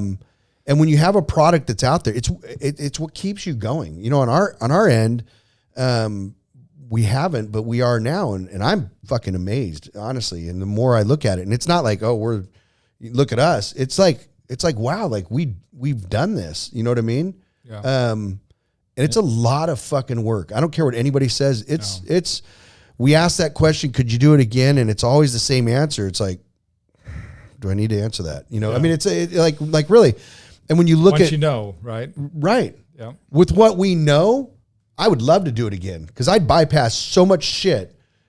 You know what I mean? But it doesn't make you who you are. No. It wouldn't be any easier. That's one of the challenges that I've learned in CPG because I've been with a handful of startups, and that trajectory does not get easy. Nah, and you're right. Just, I mean, and money doesn't buy it. It sounds good. It's hard work laying that foundation, and Yeah. that foundation better be solid. And you got to knock on a lot of doors, and you got to earn the trust of a lot of people, and build that relationship with the consumer. I mean, do you guys do that? I mean, do you guys have, I mean, look at what you're doing and where you've gone and what you're, It's pretty awesome to see this brand, because I didn't even know some of these other things you guys were going to be introducing and stuff. And, well, it's yeah, just because it's just becoming to the market, right. now. But it's just awesome to see you guys innovating that, category. And this is a big shout out to the founder, Maikel Van. He kind of instilled that whole mindset and culture into the organization. And if it was up to Maikel, we would probably have a lot more products even out. I'm probably the one that puts That's how it is with Cody. on things. If it was up to Cody, fuck, we'd have at least 60 more. I mean, seriously, That's it's a lot of at inventory one to point, manage. He tells me I'm to a stop believer of, spending like, money. Don't knock it till you try it. So I will always try these things and just see how it works. And I'm with him on that. Sure, but it gets expensive when It you does. have to Yeah. put It product does. on shelf, It right? does. And yeah, getting but that I've learned shelf to only space do and- things I know that we can, make money and get the return back on now. Right. So he tells me to stop spending money, and I tell him stop fucking designing new shit. Like we gotta stop somewhere. You know what I mean? Yeah. Yes, we do want to have dog biscuits and all that stuff, but we can't do that now. Well, I want to turn into like what you guys are doing. You guys are kind of going the path I've wanted to go, is become the lifestyle brand, the cannabis lifestyle brand, mix. Sure, but you still got to keep it focused. Yeah, I know. Yeah. Right? Because I've seen we do. Yeah. the biggest company killer early on is no focus. Yeah. And if you stay focused and you go a little deeper, that's when you start seeing the results. Yeah. And that's not easy, because on every single turn you'll have people, right? Be it our creative team, who obviously do a fantastic job in the creation of all the packaging, but even there you got to keep them aligned. Like no, that's the font we agreed upon. Yeah. This is the color scheme that we agree. Why am I looking at something that's completely different? Right? You're correct. But correct. It's these little things that you have to continue to course correct. Yeah. And I think that's part of what you're seeing and then why you're seeing Two Roots everywhere, because we're very diligent on making sure that we execute on every of those intersections. When you see it, you don't mistake what you're seeing. Correct. Yeah. And to be really creative about it, right? Because even if you look from our packaging perspective, it's not your just font. a can Your with a font little is sticker very on it. well known, is specific to you well, guys. and that was by design. Exactly. Because every can. So what we did, we looked at the craft beer industry, and the biggest challenge with the craft beer industry is that that consumer audience believes that they need to have a lot of different styles, which is also what is killing that industry single-handedly. Because you mean a dragon with a viper head on it, spitting flames and shitting beer hops? Well, but Is he kidding? and that's okay. But it's the manufacturing where the as you guys know, where the real money comes to play, right? Having all the ingredients, etc. So from Budweiser, that's just one beer. Yeah. Right. You don't expect 5, 6, 7 different styles on shelf and different SKUs, right? That came with the craft. And because that was, there's so many too. It got flooded in that market, so I think that's the route a lot of them went, was trying to expand. Well, and unfortunately, that became their demise to a certain degree, right? So what we did, we said, well, let's take the creativity from a packaging perspective and a naming convention that this market is and the consumer is used to. But let's be very consistent with certain things, be it our logo lockup, the positioning of the logo, where we put the style name, all these things. So when you look at the packaging, it looks different, but yet there's this consistency. Yeah. Correct. And we do not deviate from that whatsoever. So our style guides from a branding perspective are pretty locked in, and nobody's allowed to touch them besides those areas that. That's exactly where we went with ours and, as well. and that's why your logo is very well recognized, because you see it everywhere. Right? Exactly. And so originally it's Platinum Vape, because that's what we were. Yeah. Then we realized that we're not just vape, and that's not our full line of where we're going. Yeah. So we need to get people to just go to PV. Yeah. It's the evolution, the branding evolution. And to get a brand in the first place and then get people to go PV. Now we're starting to get that cross where people go, oh, PV's here, PV this, so it's working. Yeah. But it's a lot of work, definitely a lot of work. And that's where I go back to, how many employees do you guys have? Ballpark. I think about 60. Okay. Both states. In both states? Yeah. No, both combined. Okay. Yeah. So, do you guys, once again, do you guys take a moment ever to just go, wow, look at what we're doing. This is pretty fucking cool. No, we haven't. Honestly. I swear to you, just do it one time. You know what I mean? Just to.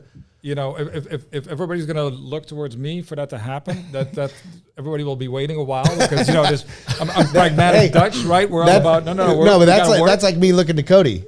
Honestly, he's not the one that goes, wow. Yeah. But when we do sit down, like there's an underlying, like we get, like it's like, okay, yeah, this is amazing. Hard time with that.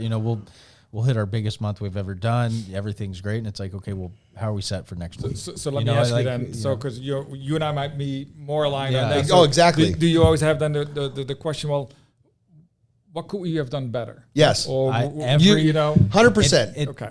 Sales reps, everybody can't stand it with me because that's how I am. It's like you're only as good as your next week. It's like, okay, last month was great, awesome, high five. What do we got set up for this month? But that's tough for people to be around. Even our head of sales, Preston, his thing now is like he was always waiting for that, pat on the ass in the back, high five, good job. Never comes. We're building each month. No, it never comes.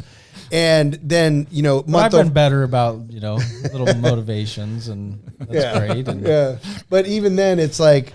Last month, once again, biggest month by a lot. Yeah. Last month was a big jump for us on all fronts. Yeah. And Still Preston. Nothing?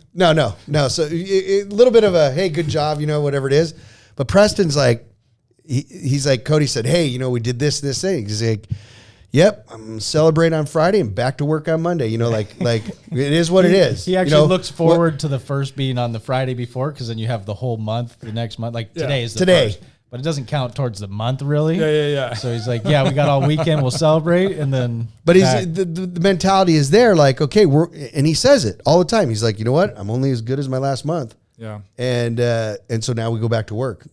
Great job. Just next time, tell them, like, you think that I'm hard on you? Imagine how hard I am on myself. And no, people know that. They know that it is the truth. First one that it is the truth, and that's and we're both alike in that way. And I grew up exactly in this kid's shoes, and be my best worst critic, and never really acknowledging, when people are around you and they're going, wow, you're doing this, and it's like, yeah, okay, it's another day, and now I think just more recently, when you have so many people, I do a ton more interviews than Cody does, and in doing all of this, you start to kind of see when people are going, fuck, you did this. This is what you guys are doing. This is what you guys are doing. It now becomes one of those things where I'm hearing it more and more and more. Yeah. So I feel like it's my job to make sure that everybody around us, gets an understanding of what a great job we're doing. And it has nothing to do with, there's no, mentally, sometimes you kind of think like, oh, I don't want to jinx this, but that's not the case. No. Yeah, and I think that's what it is, like almost not a jinx, but a fear of, like, you see these companies fall. Right. It's almost like, this rug has been pulled out from some of these companies very fast. And I know it quick. takes a line of bad decisions to make that happen, but I think subliminally, like, you're just looking at it and you're like, fuck, I don't want that. And I want to be on the outside of this and just, because I know what this kid's doing and what he's going through, on just the financial side of it. And that's why I'm the one to say, like, look, you got to just step back and just sometimes take this in and just like, look at where you're at, your family, your friends, and life in general, and things are great. It's not saying to slack. It's not saying, oh, if you do that, fucking the whole company is going to come to the ground. But that's his belief, and that was my belief before. Now, so you understand where he's coming from. No, 100%. I live this, like I said. I mean, it's like, I talk to his wife, and I tell her, just hang in there, and that's my words to her. Is I say, just hang in there. I've lived this. It's put me through divorce, but trust me, when it does come to that point, it will be so much better. Yeah. But if you take this away from him, like I don't. You know what I mean? I know the kid's up all night. I've lived this. Yeah. You know what I mean? And through my dad, the same exact thing.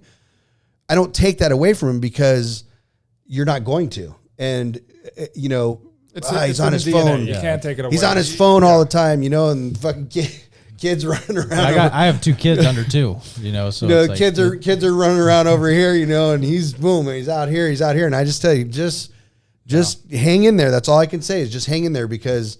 But we have a company policy. We shut down on the weekends. Yep. We make that a point. The whole company, that's nice. Everywhere. We literally shut down. Yeah, we don't work on the weekend. Really? Well, wait a second. Yep. Wait. So there's one fucking guy here. Here we go. Here it and comes. this guy, we literally tell everybody we don't work on the weekends. We've had to in certain cases, sure.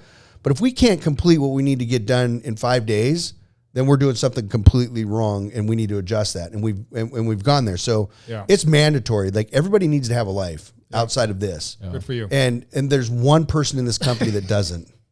And guess who it is? Tommy. It's Tommy. We got to talk. Yeah. and he'll be on the weekends and I'm like, dude, like, what are you doing? I even invite him over to our house. I'm like, come over. He's like, nah, man, it's nice to look for, a Friday. We're not getting calls on the weekends, so I do get to get off my phone during that time. But, during the week, it's a different story. And we all understand you work those 5 days and then the weekends, you do whatever. You don't have to think about it at all. I will say that in cannabis, because I see everybody on my teams work so incredibly hard and they're focused and they're diligent, I've grown a little softer. Yeah. Not being softer from being demanding to a certain degree, but from acknowledging their efforts, right? Because they are putting a lot of time in and they're doing a lot of heavy lifting. Yeah. Especially the sales teams in both Nevada and California.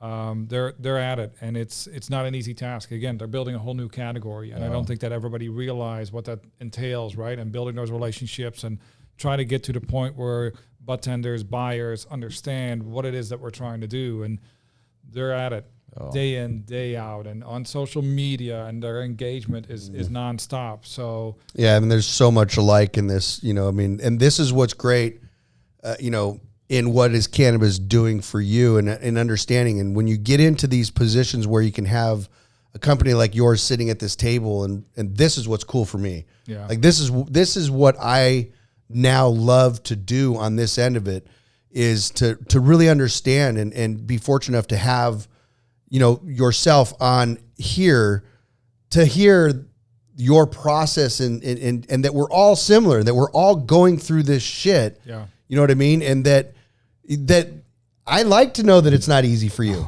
Yeah. I really do. And I know Cody does as well, because I'd be sitting here going, Tommy, fucking drag this guy out of here, because it's not easy. Yeah, and that's the bigger part of this, is that everybody has this, this myth behind cannabis that you're just wealthy.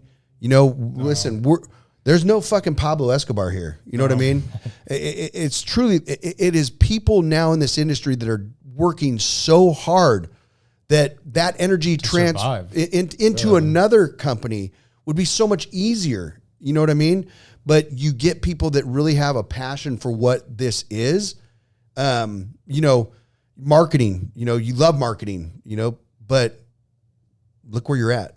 You're in cannabis, and it's something that you have passion for it. Oh, absolutely. But nothing is easy. I mean, literally nothing in this industry is easy, right? No. Even getting a promotion done on a store level is not easy. Right. I can't have anybody sample this product. I can't take it out of the cooler and say, here, have a taste. Oh, you mean right? you can't be driving around and, remember the little blue cars with the can on the top and the hot chicks just literally stand on corners of every fucking street in Nevada, just throwing them out coolers? Rockstar, Red Bull, all that's exactly what I'm talking about. You can't do that. Exactly right. And even highly regulated industries like alcohol, they're already not easy. Well, take it. Yeah. Pile that to a new level, and then you're in cannabis. Yeah. Right. Nothing is so easy. you coming from a big marketing background, General Mills, and whatever else you have been doing, you got to go like this. You go, this is my quiver of what I've used in marketing. And you go, oh, nope. Cannabis, nope. All right, I got to figure this out. Well, luckily for me, I've worked with the FDA, and they're pretty rough as well to make sure that you stay honest and on the narrow path. No, right? I get that, but it's still, it's a new level in. Once in again, cannabis. when you talk about whatever it was that you were marketing before, you can't do any of that in cannabis. Now, let me ask you this then, because this is probably one of the biggest challenges that I'm trying to figure out how to resolve. You can tell that the cannabis retail experience has been set up by those that have not really a retailing background. 100%. Right? And because of that, there are quite a few flaws in that system that prevent both them and the manufacturers, the brands, from being as successful as they really could be, and even appealing to a broader audience to bring them into their dispensaries. Right. I always tell my sales team, like, hey, look, there's a lot of conversation that you can have with me, but don't ever come back to me asking to discount our wholesale price, because that's a slippery slope. Yeah. Right. And what's the first thing that most of the it's instant. What's the best do? price I can get? You know, what's the deals I have? And of course, I have to tell my sales team, like, well, that's not a discussion I'm willing to have. Yeah. Because on top of that, then it's becoming slotting fees and then promotions and before you know it, beverages is already not a big margin play to begin with. And I think you may have that is probably the worst thing in this market is that especially for us, is that you have to be willing to kind of move with that. Move into it and set your pace, and then move out of it. And so, are we... It's relationships. That's all. It came, even with the stores and stuff, you have to build the relationship on a different level versus just like, hey, I'll abide by whatever it is you want. Right. You really have to get in and understand how these stores work, because they don't have the knowledge of selling products. They just, whatever is the best deal or whatever the biggest seller is, on the market currently, that's what they move. Yeah. And so we went into the market, as soon as it went legal or licensed, instantly everybody was like, oh, we're just like a grocery store. We're going to have slotting fees. And we were just like, fuck, here we go, And so we were guilty of that in, I think, 2 or 3 shops. Yeah, we never really went into it. And then our concept became of, well, let's do a store in a store. That's how we went to combat that, is to say, well, if we're going to do this, let's go with the store in a store concept. And so Golden Bloom was the first one that we did that in, where we paid, but we had a third of their store. Literally, 1/3 of their store was a full Platinum Vape shop. And we did that in tons of stores. It cost us money. We didn't necessarily have to pay them, but it cost us upfront money. And we blew a brand up by allowing ourselves, and we looked at it more on the lines of, well, if we had a store, we'd be paying X amount of dollars in rent or whatever. This was Golden Bloom's. Oh, nice. So that was literally their store. Yeah, that's pretty much a private store right there. Well, there's more to that. We have a full section of TVs and everything in that.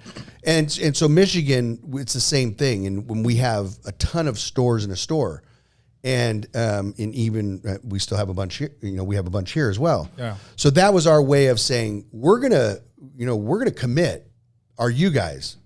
And somebody has to do this. So let us go. And it took off.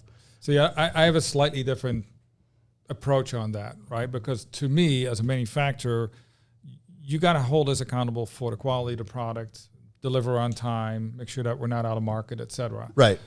As a retailer, I'm expecting you to drive sales. Yeah.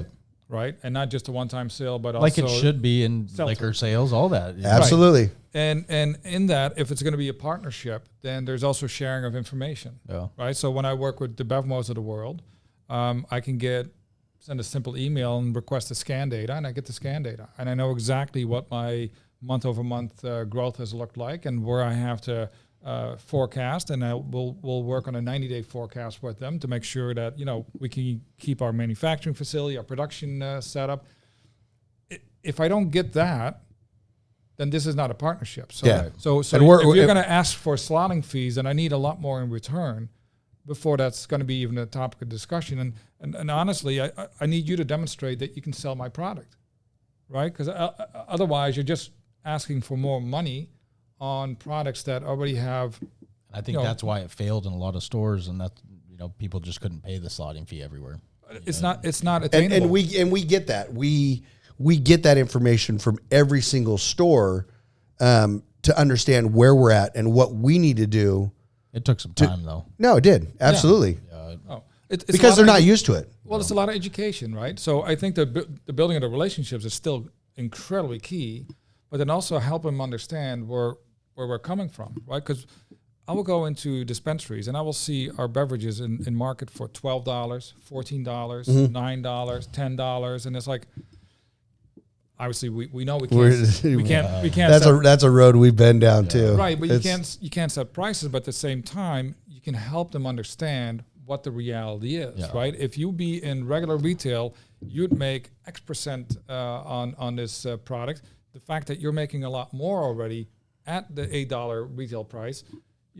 Right. That's a great. It's so different even between states. Michigan, they only care to make like a 20% markup on their products. Yeah.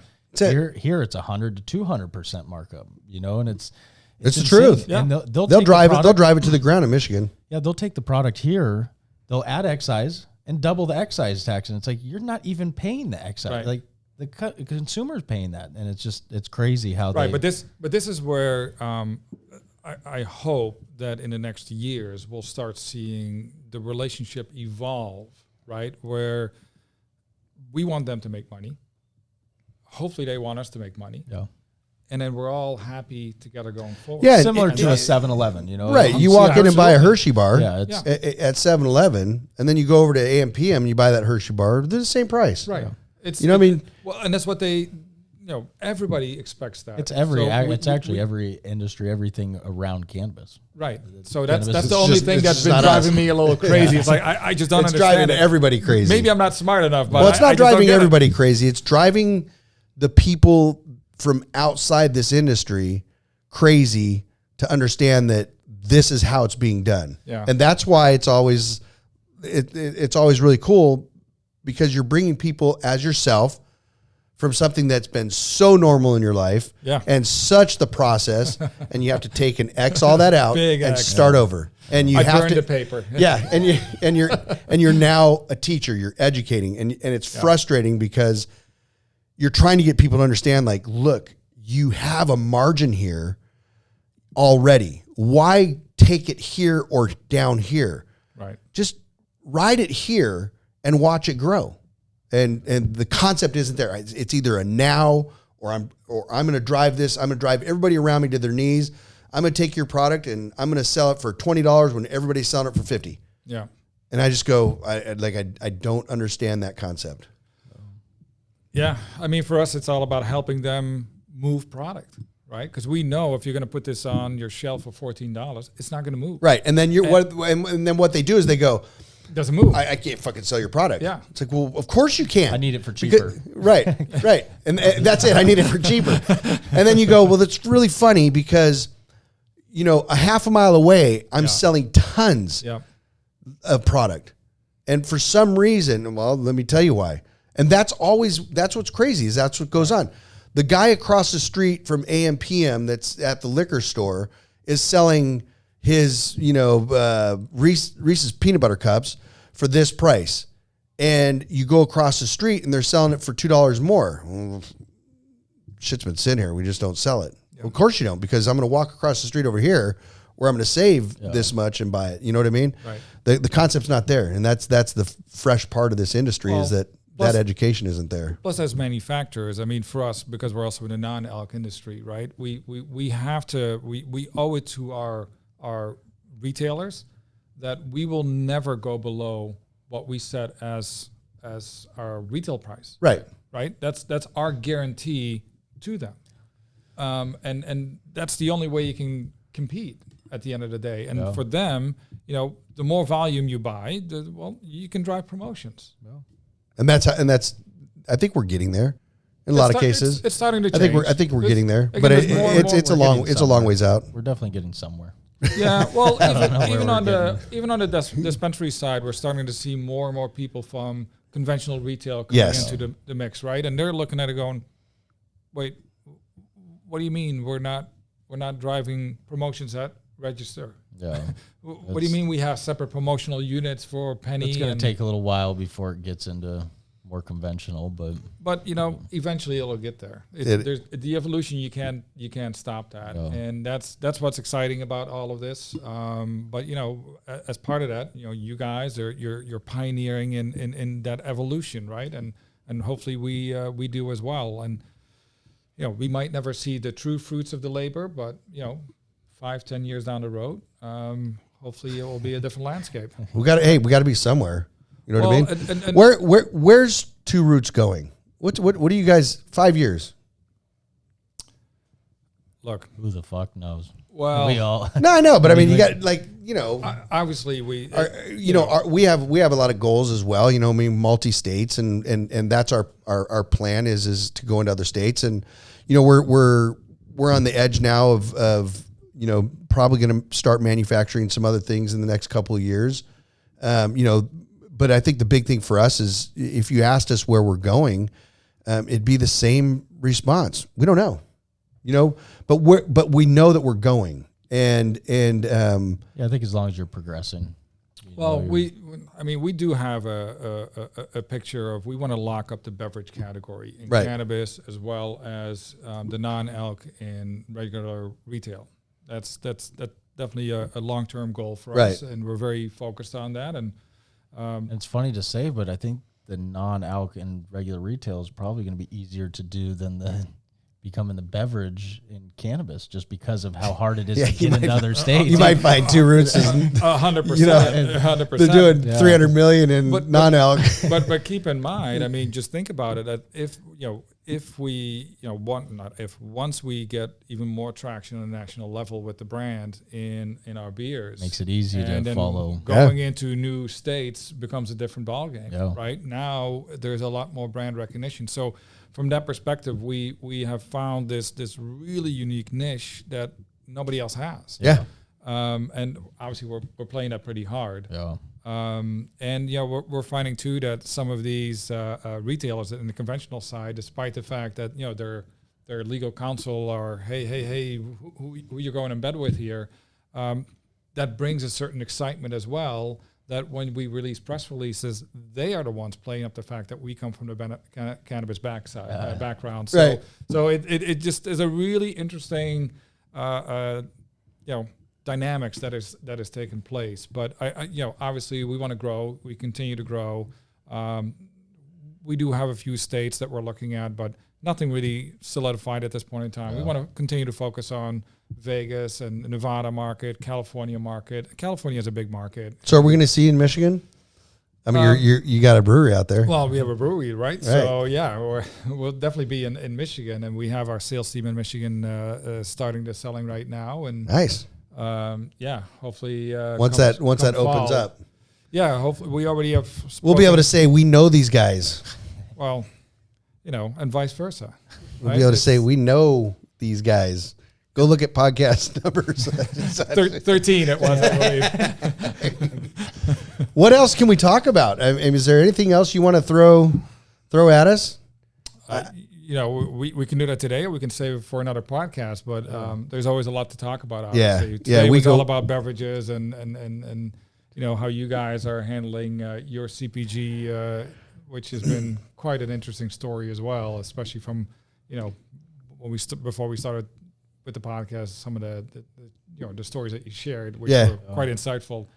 But no, I think this has been fantastic. Thank you for having me on. No, this is awesome, and obviously not the end of it. And the one thing that I do see missing is one of those cans with PV on it. Yeah. Maybe there will be a collab. Yeah. We'll see how things pan out. I was waiting for that. You knew that was coming, Tommy. Right? Yeah, you could have given me a heads up on that. Once again, man, thank you so much. Definitely an honor having you here, especially being 13 deep in this podcast. I think it's definitely, it's growing. And I think the insightfulness of being able to bring out what cannabis is doing for you, and for everybody around you.